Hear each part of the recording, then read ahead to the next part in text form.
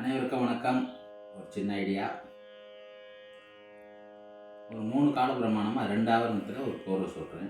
இது ஃபார்முலா கோர்வை. இது கோர்வை எப்படி வருது பார்த்தீங்கன்னா, முதல் அரை ஆவர்த்தனம் மத்தியமமாகவும் வரும். அப்புறம் முக்கால் ஆவர்த்தனம் திசரமாக வரும். மறுபடியும் முக்கால் ஆவர்த்தனம் மேய்காலமாக வரும். முதல் 4 அக்ஷரம் அதாவது 4 அக்ஷரம் மதிமமாகவும் 6 அக்ஷரம் மதிமம் திசரமாகவும் மறுபடியும் 6 அக்ஷரம் மதிம மேகாலமாகவும் வரும்.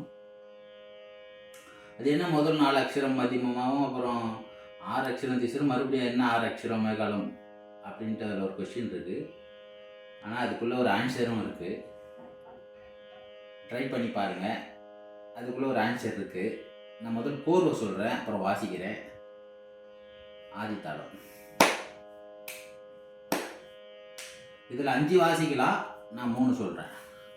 தகதின தாம் தாம் தாம் தகதின தி தகதின தாம் தாம் தாம் தகதின தி தகதின தட்டி தகதின தாம் தாம் தாம் ததிகடகம் ததிகடகம் ததிகடகம் ததிகடகம் ததிகடகம் ததிகடகம். இது முதல்.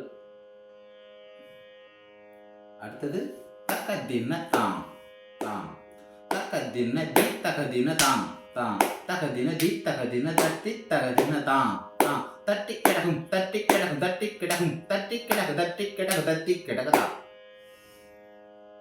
அடுத்து தகதின தாம் தகதின தி தகதின தாம் தகதின தி தகதின தட்டி தகதின தாம் தட்டி கிட்டக்கும் தட்டி கிட்டக்கு தட்டி கிட்டக்கும் தட்டி கிட்டக்கு தட்டி கிட்டக்கு தொம்பு தொம்பு தொம்பு.